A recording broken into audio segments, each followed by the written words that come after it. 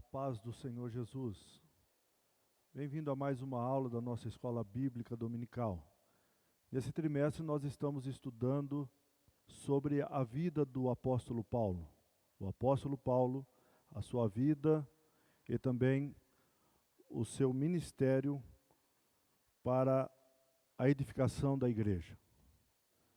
Nessa feita nós iremos estudar a lição de número 9. Mas antes de nós iniciarmos a nossa aula, gostaria de orar com você nesta manhã de domingo. Feche os teus olhos, vamos orar ao Senhor pedindo a sua graça para que Ele abra o nosso entendimento e para que nós possamos conhecer as verdades profundas de Deus. Feche os teus olhos, oremos. Pai, nós te louvamos, ó Deus, por mais esta oportunidade de estarmos em tua casa, Senhor, e aqui, Senhor, termos o privilégio de aprender da tua santa e gloriosa palavra. Nesse momento pedimos que o Senhor venha iluminar os nossos corações, a nós, Senhor, os professores e também aos alunos da nossa escola bíblica dominical. Que o Senhor possa nos dar o saber da tua palavra e nos conduzir, Senhor, para que o teu nome seja glorificado, Senhor, através das nossas vidas. Pai, fica conosco, derrama abundante graça sobre as nossas vidas. Esse é o nosso pedido no nome de Jesus. Amém. A lição de hoje tem por título Paulo e a sua dedicação aos vocacionados. O texto áureo da nossa lição nos diz assim: Olhai, pois, por vós e por todo o rebanho que o Espírito Santo vos constituiu bispos, para apacentardes a igreja de Deus, que ele resgatou com o seu próprio sangue. Atos capítulo de número 20, versículo de número 28. A verdade prática nos diz: no reino de Deus, a liderança mais antiga zela pelas lideranças mais novas. Os jovens vocacionados precisam de cuidado e zelo. A leitura bíblica em classe está registrada em Atos capítulo 20, dos versículos 17 ao versículo de número 34.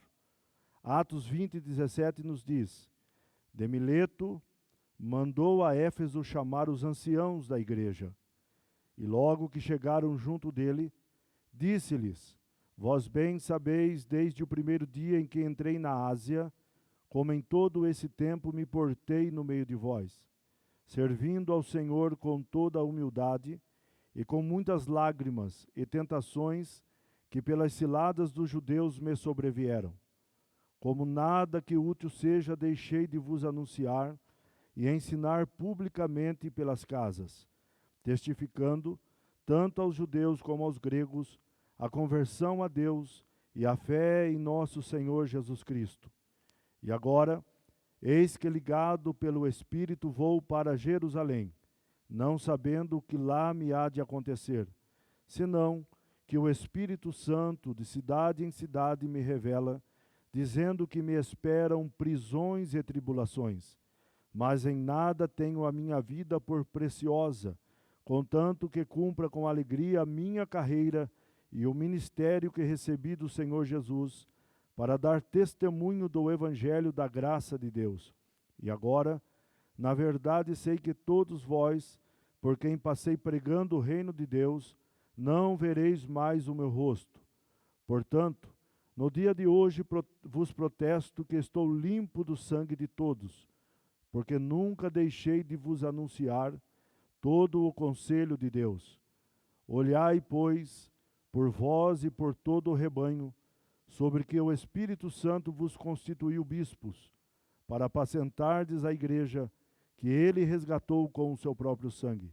Porque eu sei isto, que depois da minha partida entrarão no meio de vós lobos cruéis, que não perdoarão o rebanho, e que dentre vós mesmos se levantarão homens que falarão coisas perversas para atraírem os discípulos após si.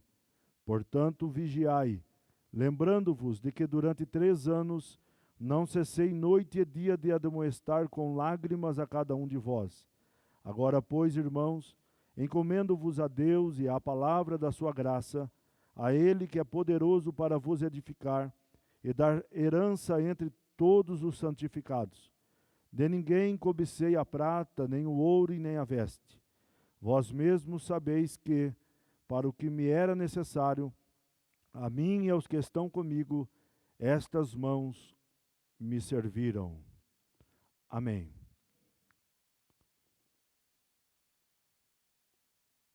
O nosso objetivo geral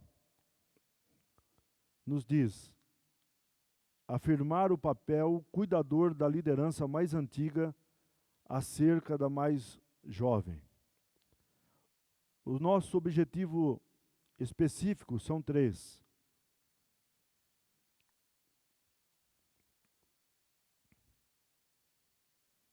Apontar Éfeso como ponto de partida do aprendizado dos vocacionados, assinalar o legado doutrinário de Paulo para os novos líderes e enfatizar o apelo de Paulo aos líderes. Na nossa introdução está escrito: nesta lição vamos estudar sobre o grande legado do apóstolo Paulo para os obreiros da atualidade. Sua maneira de ensinar os novos vocacionados, seu legado doutrinário para os novos obreiros e seus apelos aos líderes para cuidar do rebanho de Deus. Também ainda na introdução, temos muito o que aprender com a vida e o ministério do apóstolo dos gentios, e que o Espírito Santo fale aos nossos corações. O tópico 1 da nossa lição: Éfeso, o ponto de aprendizado dos vocacionados. O subtópico 1 vai nos falar sobre a partida do apóstolo Paulo para o campo missionário. Vai nos dizer sobre este ponto de partida, da onde ele saiu, vocacionado pelo Espírito Santo para a grande obra que o Senhor o designou.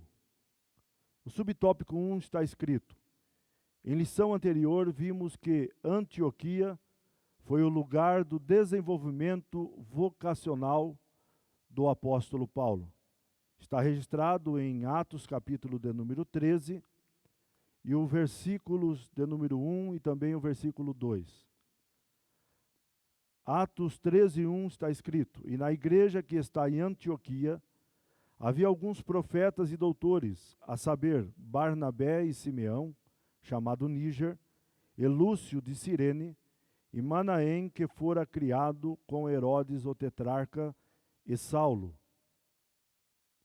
E servindo eles ao Senhor e jejuando, disse o Espírito Santo: apartar-me a Barnabé e a Saulo para a obra que eu os tenho chamado. Então vemos aqui que foi em Antioquia que se iniciou aí o desenvolvimento vocacional do apóstolo Paulo.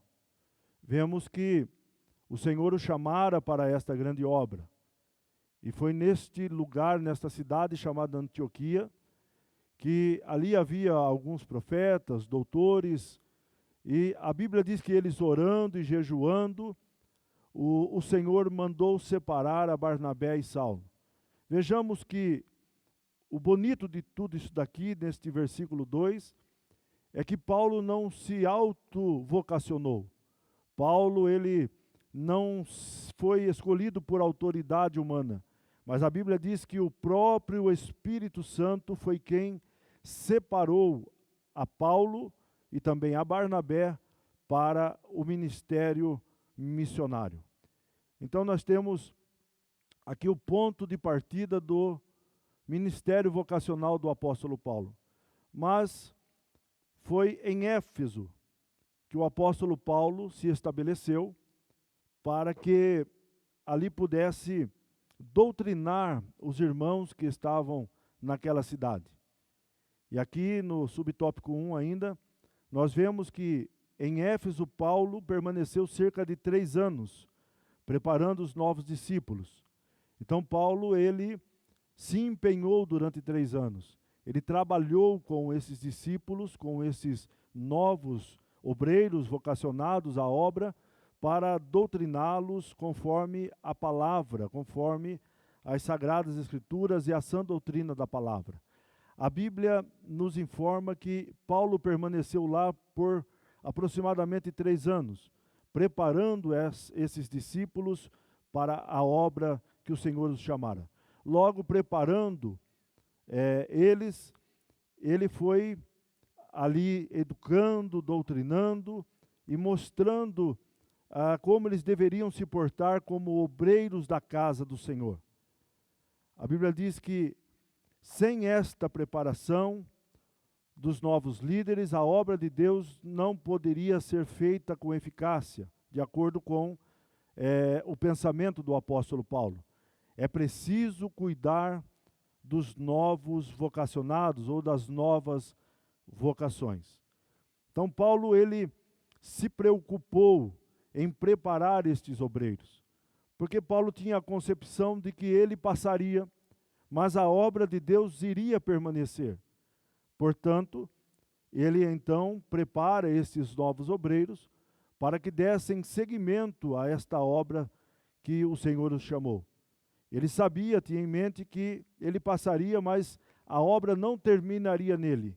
Pelo contrário, esta obra, ela permaneceria até a volta de nosso Senhor Jesus Cristo.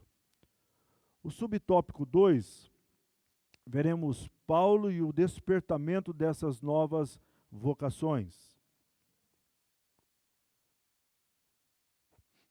Ainda aqui no subtópico 2, nós veremos o ministério de Paulo tomando uma grande proporção, crescendo, tomando uma proporção muito ampla, e devido a esta proporção do seu ministério, Paulo entende que não poderia fazer a obra de Deus sozinho. Então ele, com essa concepção, prepara os novos discípulos para que eles fossem, juntamente com ele, levando a palavra de Deus, pregando a palavra de Deus, as boas novas do reino de Jesus Cristo, saindo aos centros culturais do mundo todo. Então Paulo entendeu que não podia estar sozinho, por isso que ele toma o seu tempo durante 3 anos ensinando e doutrinando a igreja que estava em Éfeso. Por isso o apóstolo Paulo arregimentou e investiu em pessoas que o auxiliassem a levar o evangelho. Paulo era uma pessoa muito inteligente, dotado do Espírito Santo, cheio de Deus, e ele sabia que precisava doutrinar estas pessoas, levar ao conhecimento deles, inculcar nas suas mentes o reino de Deus e a sua santa, gloriosa palavra. Paulo entendeu que sozinho ele não poderia fazer a obra de Deus, então ele vai treinando esses novos vocacionados, levando-os a pregar o evangelho, mas pregar o evangelho com eficácia, com verdade, com a sã doutrina da palavra. Então, vemos que Paulo, ele teve esse entendimento, que a obra de Deus não se faz sozinho. E nós também precisamos entender isso, que quanto à obra de Deus, nós precisamos preparar novas pessoas que são vocacionadas para levar a palavra de Deus. Porque sozinhos nós não conseguimos fazer a obra de Deus. Aliás, ninguém consegue tocar a obra de Deus, fazer a obra de Deus avançar sozinho. Então Paulo teve este entendimento. E para não trabalhar sozinho, ele reuniu os homens que ele considerava ser eles vocacionados na obra de Deus. Ele fez um exame daqueles novos obreiros e com certeza olhou para a idoneidade de cada um deles, os seus caráteres, e Paulo compreendeu que eles poderiam então ser doutrinados pela palavra e ensinados na obra de Deus. Paulo, ele também fez um investimento alto. Foram 3 anos investindo na vida daqueles novos obreiros. Que coisa maravilhosa! O apóstolo Paulo, ele compreendeu que o maior investimento que nós podemos fazer não estão nas coisas, mas sim em pessoas. Porque as pessoas podem, com certeza, aprender, se desenvolver e fazer a obra melhor até mesmo do que nós. E o apóstolo Paulo teve esta consciência, que estava realizando o maior investimento da sua vida, investindo em vidas que se tornariam agentes da obra de Cristo. Eu gostaria de ler com os irmãos sobre alguns dos obreiros aqui que o apóstolo Paulo investiu na vida deles. Atos, capítulo de número 20, versículo de número 4, nós vemos que alguns saíram acompanhando a Paulo. Atos 24 diz: e acompanhando-o até a Ásia, Sópatro de Bereia e os de Tessalônica, Aristarco e Segundo, e Gaio de Derbe, e Timóteo, e os da Ásia, Tíquico e Trófimo. Estes iam adiante, nos esperando em Troade. Então vemos que aqui tem alguns desses novos obreiros comissionados,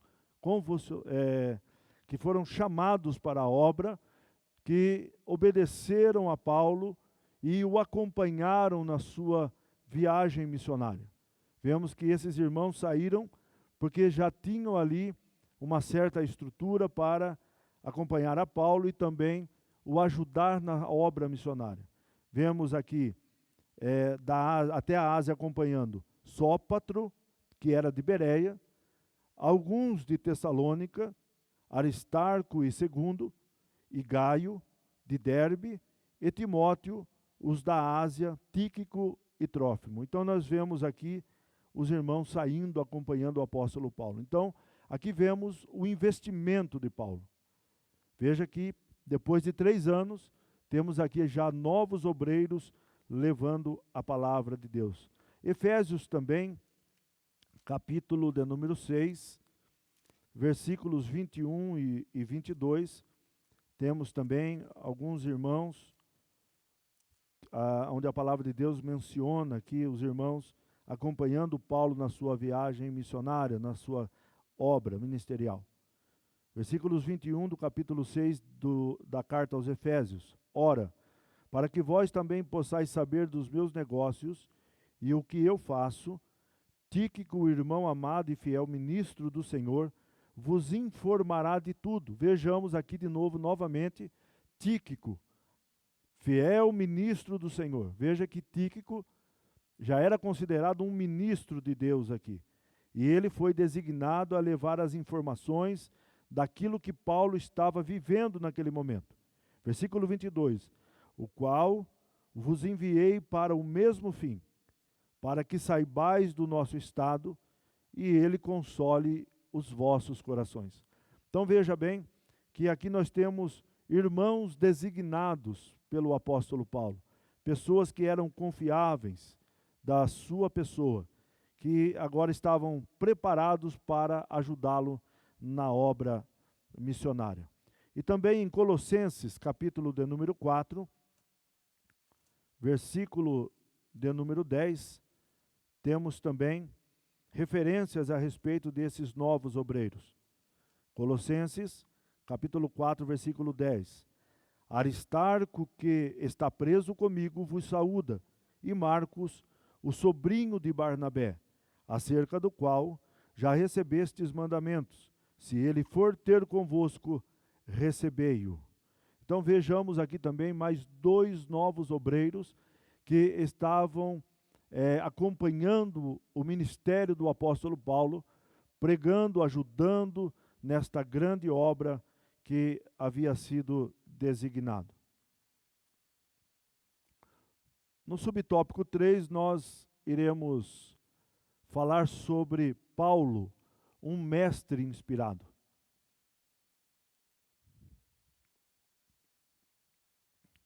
Paulo, o mestre inspirado.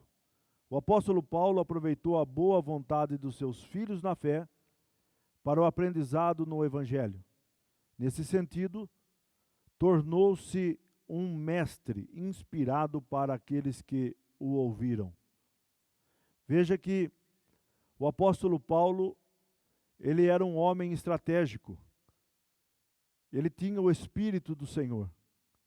E ali, durante 3 anos, ele educando aqueles jovens obreiros e conhecendo que eles eram realmente chamados pelo Senhor para a sua obra, o apóstolo Paulo faz esse grande investimento e ele percebe que aqueles obreiros eram obreiros que tinham vontade de fazer a obra de Deus, homens que estavam dispostos a realizar aquela grande obra em favor do Evangelho de nosso Senhor Jesus Cristo. E Paulo, percebendo isto nesses homens de Deus, nesses novos obreiros, Paulo, ele aproveita para este aprendizado, para inculcar nas suas mentes, para ensiná-los como eles deveriam se portar como pessoas, no seu dia a dia, como eles deveriam se apresentar no meio do povo, e também com relação também à palavra, à pregação da palavra e o testemunho da palavra. Ainda no subtópico 3, sendo assim, nós vemos que Paulo testifica que a sua mensagem, como obreiro inspirado, como mestre inspirado, não era fruto da sua persuasão ou de qualquer persuasão humana, mas que a sua fonte de inspiração vinha do próprio Deus. Nós conhecemos e já estudamos na escola bíblica dominical, pelos domingos de manhã, sobre a vida do apóstolo Paulo. E nós estudamos que Paulo teve um encontro com o Senhor Jesus a caminho de Damasco. E a partir daquele encontro, a vida do apóstolo Paulo foi transformada. Ali morreu aquele Saulo de Tarso que perseguia os cristãos e nasceu um homem designado para a grande obra que o Senhor o escolhera para fazer. O apóstolo Paulo, também conhecido como o apóstolo dos gentios. Então nós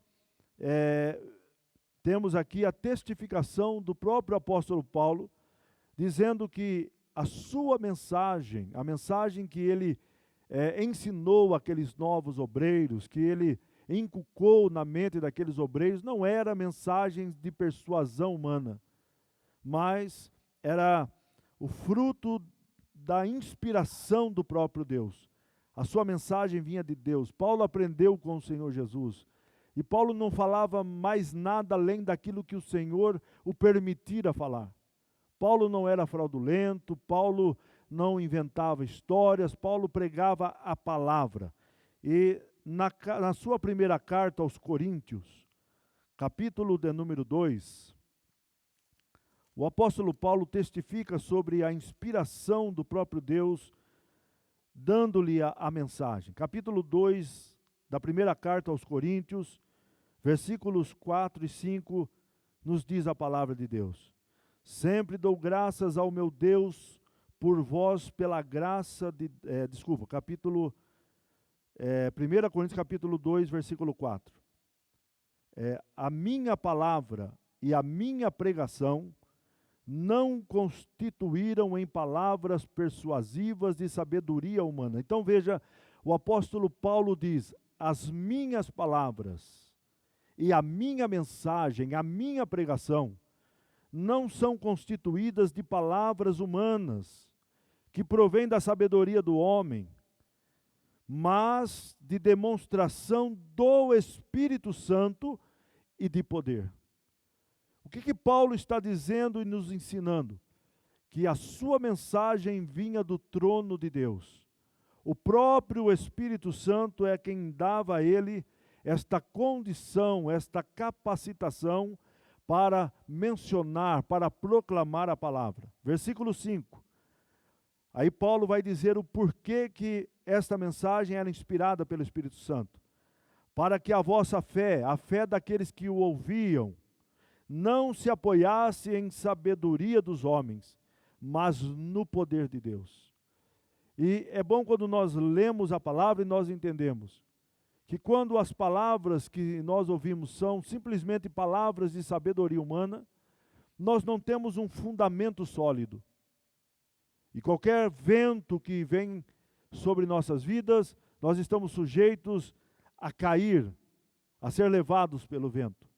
Mas quando somos solidificados e edificados na palavra do próprio Deus, nós crescemos e nos desenvolvemos para o grande chamado e para a obra a qual o Senhor tem nos designado.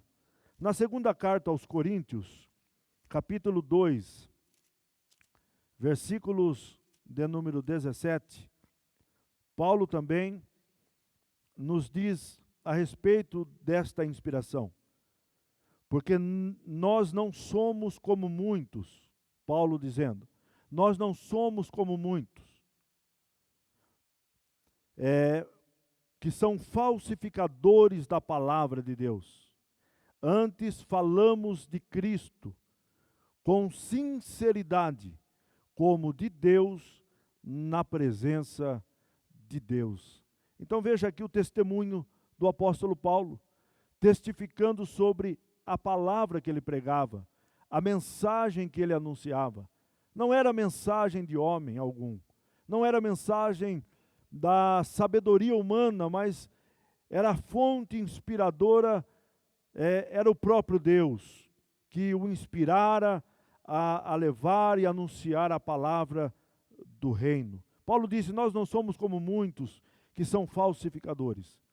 Nos tempos de Paulo já existiam os falsificadores da palavra, aqueles que traziam heresias para o meio do bojo doutrinário dos apóstolos e queriam ali introduzi-las para dispersar o povo de Deus. E Paulo diz, nós não somos como esses falsificadores da palavra de Deus. Antes nós falamos de Cristo com verdade, com sinceridade, com idoneidade. E nós falamos como de Deus mesmo e na presença do próprio Deus. Paulo estava dizendo, não tem como nós maquiarmos, porque o próprio Deus é a nossa fonte de inspiração. Gálatas capítulo 1 e versículo 12, o apóstolo Paulo também fala sobre esta inspiração que vem do Senhor. Gálatas capítulo 1 e versículo 12, diz a palavra de Deus. Paulo dizendo, porque não o recebi, nem aprendi de homem algum, mas pela revelação de Jesus Cristo. Então, irmãos, vemos que a fonte inspiradora do apóstolo Paulo é o próprio Deus, é o nosso Senhor Jesus Cristo, é o Espírito Santo que guiava o apóstolo Paulo, que dava a ele as instruções da palavra. Então, Paulo foi um mestre inspirado. E vemos também que a constituição daqueles obreiros e a preparação desses novos líderes era um cuidado constante do apóstolo Paulo. Ele tinha esse cuidado.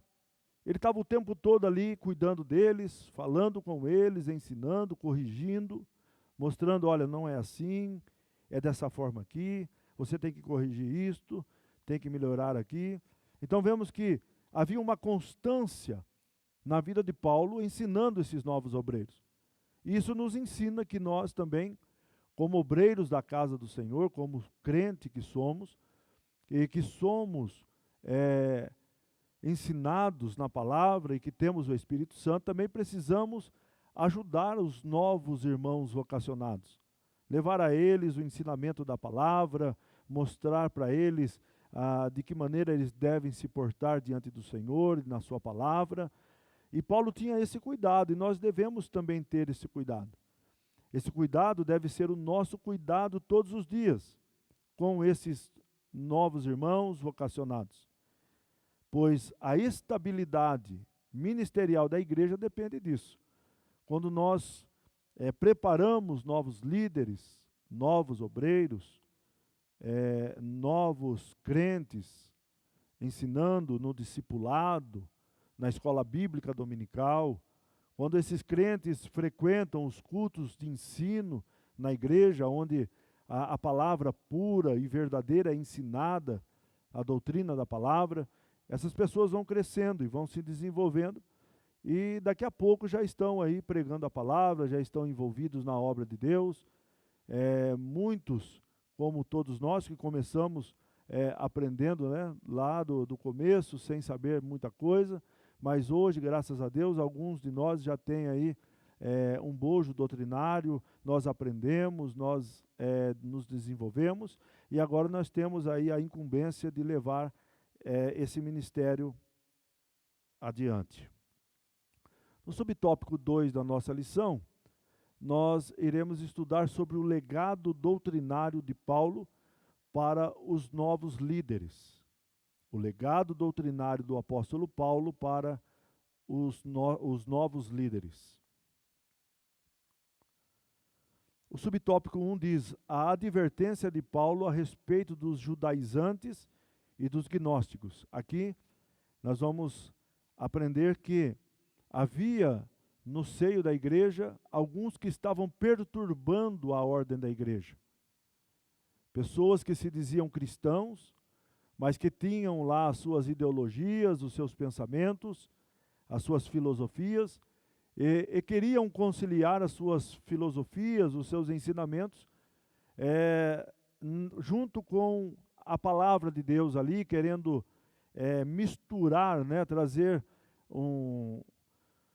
uma certa mistura para a igreja que estava ali na época da igreja primitiva. Nós temos os judaizantes.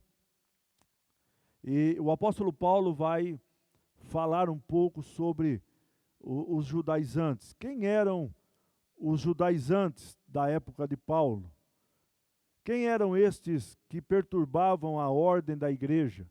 Estes que queriam introduzir novas doutrinas, só que seriam, na verdade, heresias no meio da igreja, corrompendo a igreja, a palavra de Deus que era pregada pelos apóstolos. Quem eram os judaizantes? Através da mensagem de Paulo, não só os judeus, como muitos gentios, se convertiam e tornavam-se cristãos, mas alguns deles não conseguiam desvencilhar-se ou se desligar do judaísmo. Então, na época em que Paulo pregava, alguns judeus eles se tornavam simpatizantes da mensagem do apóstolo Paulo. E não só judeus, como gregos, gentios, que vinham até Paulo para ouvir a sua palavra. Mas, todavia, eles diziam ser cristãos e, ao mesmo tempo, queriam conciliar as suas doutrinas, os seus pensamentos, as suas filosofias, a mensagem do apóstolo Paulo.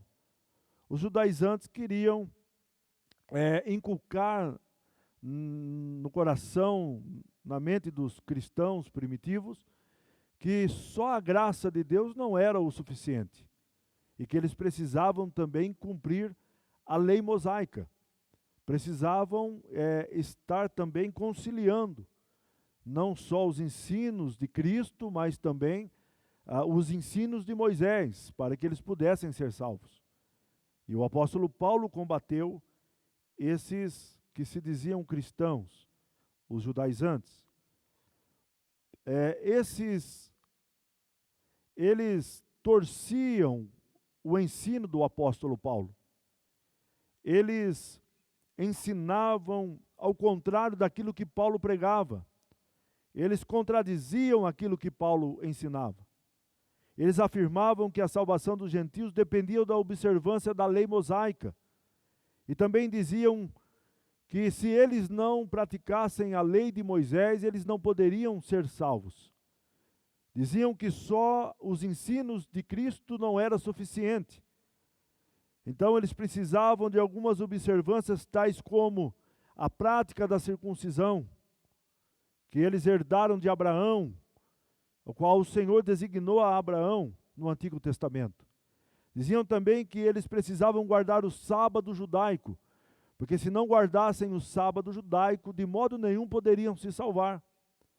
Eles também diziam, esses judaizantes, que a observância dos ritos deveriam envolver as datas comemorativas das festas de Israel e também as comidas que eles deveriam comer e aquelas que não deveriam comer também.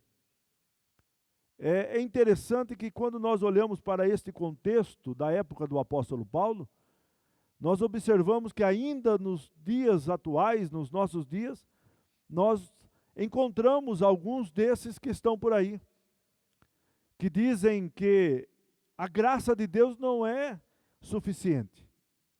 Eles pregam que somente os ensinos da palavra do Senhor Jesus não são suficientes para que as pessoas possam ser salvos, precisam acrescentar alguma coisa.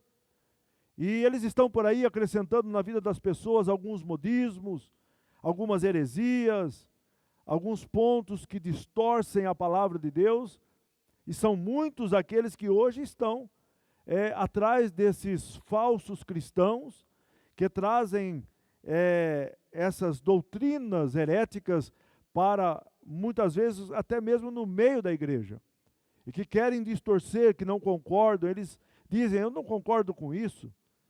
Isso aí que o irmão está pregando, está ensinando, não está de acordo. Eu penso que, eu acho que, eu entendo que, mas na Bíblia não tem lugar para relativismo, porque Deus não é relativista. O nosso Deus é absoluto e a sua palavra é absoluta. Quando se trata de doutrina da palavra do Senhor, as doutrinas da palavra de Deus são absolutas. Então aqui não cabe uma conciliação de uma nova doutrina para fazer ali um bem bolado para que as pessoas possam ser salvas. A graça de Deus é suficiente. Nós vemos em Atos 15, versículos 1 até o 5, no concílio de Jerusalém, que havia ali os judaizantes. Eles diziam: não, os cristãos precisam guardar o sábado, os cristãos precisam observar a prática da circuncisão, os cristãos precisam guardar as datas comemorativas de Israel, porque se eles não fizerem assim, eles não terão salvação. Eles não podem se incluir ao rol dos salvos em Deus. Mas aí houve lá o concílio em Jerusalém, e ficou determinado que eles não precisavam ali guardar nenhuma prática da observância da lei mosaica, mas que simplesmente se abstesse da prostituição, das carnes sufocadas e das práticas que eles não poderiam praticar. Vamos ler Atos capítulo de número 15, versículos 1 e também o 5, para a gente ganhar tempo aqui.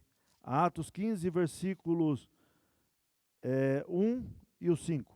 Então alguns que tinham descido da Judéia ensinavam assim aos irmãos: se vós não circuncidardes conforme o uso de Moisés, não podeis salvar-vos.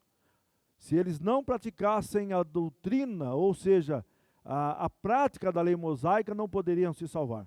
Agora veja o versículo 5. Alguns, porém, da seita dos fariseus, eram eles os judaizantes.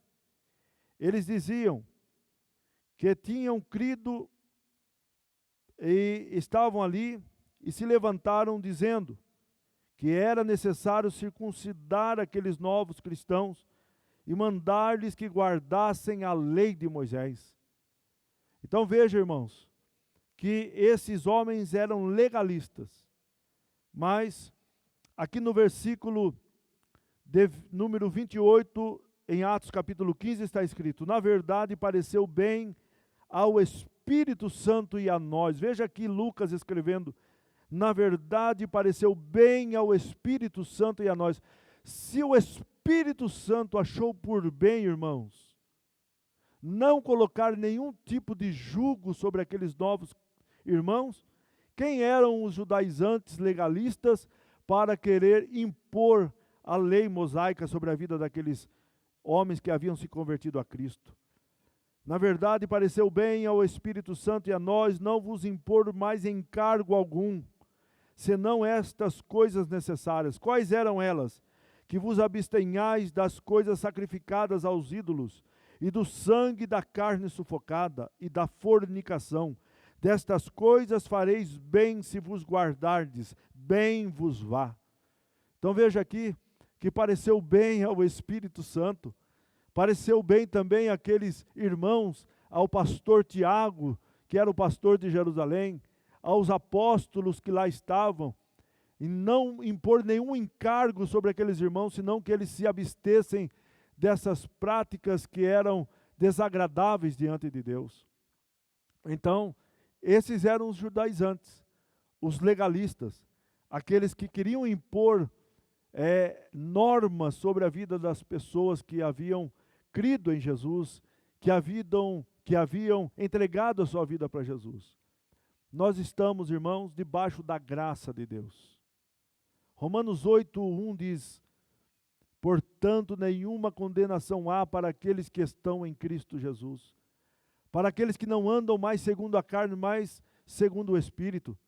O apóstolo Paulo também escreveu na sua segunda carta aos Coríntios, capítulo 5, versículo 17, e assim que se alguém está em Cristo, nova criatura é. As coisas velhas se passaram e eis que tudo novo se fez. Se nós estamos em Cristo, nós somos nova criaturas. Nós não estamos obrigados a cumprir nenhuma lei que alguém possa nos impor, mas cumprir de fato a obra do Senhor, aquilo que Ele tem nos designado. Também, agora vemos o legado que o apóstolo Paulo deixa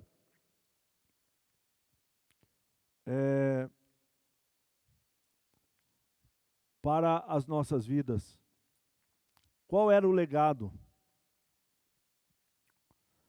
O legado do apóstolo que ele nos deixou foi que sobre a defesa intransigente quanto à natureza graciosa da salvação. Né? Então, nós temos hoje a salvação pela graça de Deus. E Paulo combateu aqueles judaizantes. Paulo foi um grande defensor da palavra, da doutrina cristã. Né? Ele fala sobre essa natureza graciosa, que esta graça não é meritória, que nós somos salvos não pelas nossas obras, não pelos nossos méritos, pelos nossos esforços, mas somos salvos pela graça de Deus. E o apóstolo Paulo escreve aos Efésios, capítulo de número 2, versículos 8, e também o versículo de número 9, falando sobre esta graça maravilhosa, de como de fato nós fomos alcançados. Nós somos, na verdade, irmãos, o alvo desta graça. Nós somos o alvo da graça de Deus. Mas, com relação à salvação, sendo nós o alvo, nós não somos a causa da graça de Deus, porque a causa desta maravilhosa graça está no próprio Deus. Ele nos amou a nós, foi Ele quem nos buscou, foi Ele quem nos resgatou, foi Ele quem nos procurou, foi Deus quem nos procurou. E Paulo escreve em Efésios 2, capítulo 2, versículo 8, pela graça sois salvos mediante a fé. Então veja bem, pela graça somos salvos por meio da fé, mediante a fé. A fé em quem? Em Cristo Jesus. A graça de Deus nos alcançou quando nós cremos em Jesus, quando nós reconhecemos a Cristo como nosso Senhor, como nosso Salvador. E veja que Paulo continua dizendo, e isto não vem de vós, ou seja, isto não é meritório, isso não faz parte de mérito de homem algum, isto é dom de Deus, é um presente gracioso que Deus nos deu. A dádiva de Deus, o presente de Deus. E olhando para o capítulo 2, versículo 8, nós entendemos que a graça é nada mais, nada menos do que Cristo entregue na cruz do Calvário para nos dar a vida eterna. E quando nós cremos nele, entregamos a nossa vida para ele, nós somos transformados pela graça de Deus. Veja o que diz o verso 9. A salvação não vem das obras, para que ninguém se glorie diante de Deus. Então, qual é o legado que Paulo nos deixa?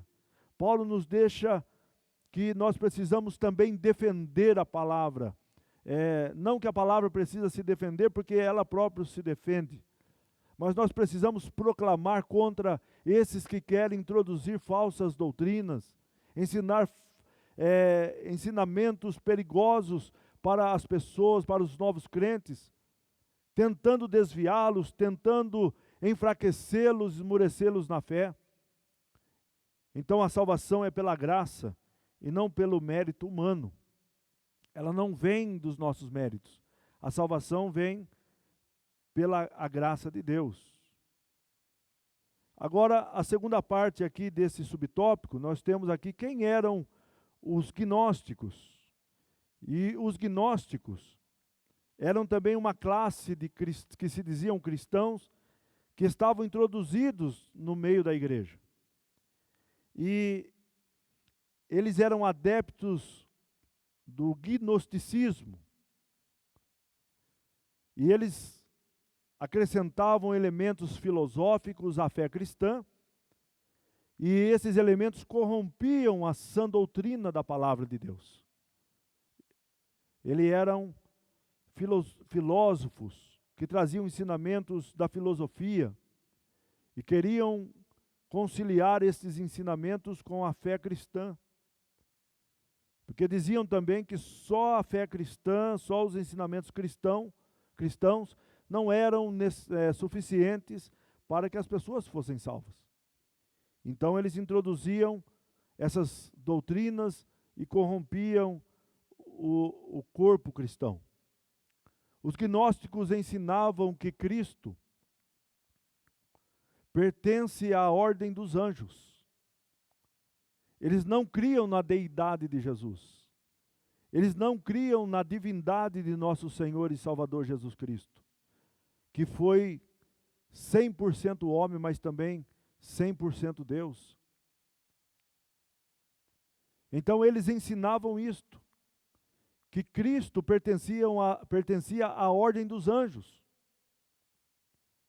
que não era nem maior e nem menor que os anjos, era um dos anjos, talvez um líder entre eles. Este era um dos ensinamentos. E que também Cristo, ele era Deus e Criador deste mundo terreno, simplesmente aqui. Porque os gnósticos, eles pregavam o dualismo entre a carne e o espírito.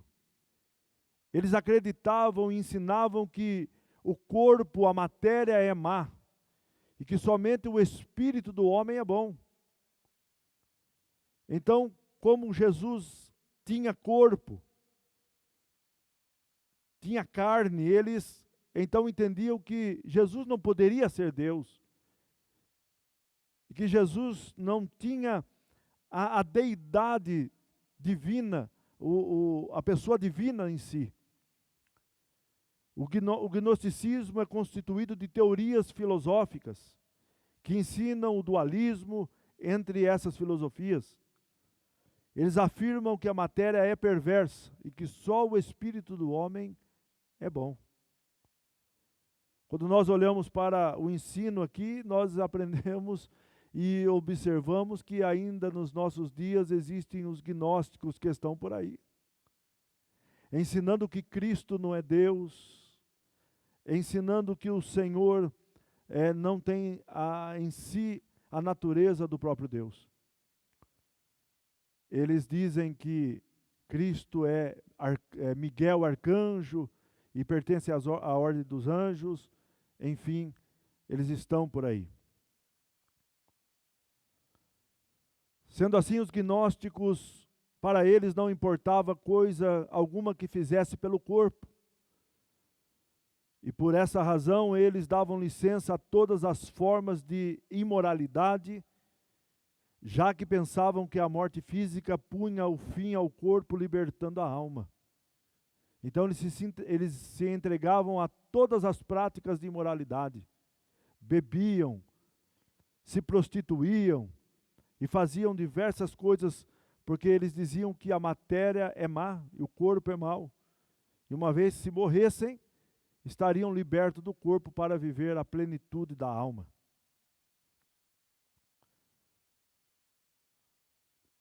O apóstolo Paulo refuta este fato, deste ensinamento, esse falso evangelho que era pregado pelos gnósticos, dizendo: e o mesmo Deus de paz vos santifique em tudo, e todo o vosso espírito e alma e corpo sejam plenamente conservados e irrepreensíveis para a vinda de nosso Senhor Jesus Cristo. Primeira carta aos Tessalonicenses, capítulo 5, versículo 23. Paulo diz: não é desse jeito não, que vocês estão pregando. Vocês não podem fazer com o corpo o que vocês querem. Paulo escreveu também em 1 Coríntios capítulo 3, verso 16. Ou não sabeis vós que vós sois o templo do Espírito, e que o Espírito de Deus habita em vós? E aqui Paulo está dizendo, vocês têm que conservar não somente a alma, mas também o espírito e o corpo irrepreensíveis até a volta de nosso Senhor Jesus Cristo. Então estes eram os gnósticos, e Paulo, ele refuta esta ideia, este falso ensinamento. Subtópico 2, o compromisso de Paulo com o Senhor, Atos capítulo 20, versículo de número 19. Paulo não se preocupava apenas em lidar com falsos ensinos que deturpavam a fé cristã. Ele preocupava-se em viver de maneira coerente com o que ensinava. Por isso sua vida era sem ostentação, pois desejava refletir a humildade de Cristo. Atos capítulo 20, versículo de número 18. Paulo pregava o que vivia, e vivia o que pregava. Não havia contraditórios na vida do apóstolo Paulo. O testemunho do crente, o nosso testemunho de vida fala mais eloquentemente do que as nossas palavras. E Paulo entendeu isto. Eu preciso ser aquilo que prego e pregar aquilo que eu sou. De maneira contrária, eu serei um hipócrita, alguém que não é verdadeiro diante de Deus. Então, aqui Paulo se preocupava não apenas com aquilo que as pessoas estavam querendo introduzir, mas também com essa questão de levar o testemunho da palavra. Nesse sentido, aprendemos com o apóstolo Paulo que não podemos pensar numa coisa e desejar e executar outra. É preciso pregar os ensinos de Cristo e refleti-los tanto na vida privada quanto na vida pública. Precisamos ser verdadeiros.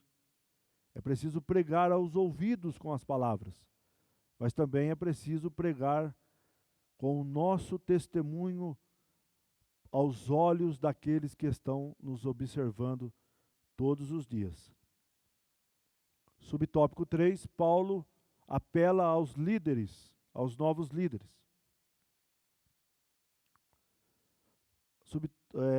Subtópico 1, Paulo vai falar sobre o desprendimento do obreiro para realizar a obra de Deus. Atos capítulo 20, versículo de número 24. O apóstolo Paulo fala sobre o desapego material na vida do obreiro, e o versículo 24 mostra que Paulo tinha o coração livre da avareza e da ganância. Eu gostaria de ler Atos capítulo de número 20 e versículo 24, para que nós possamos ter uma compreensão um pouco melhor. Atos 20 e 24 diz a palavra de Deus.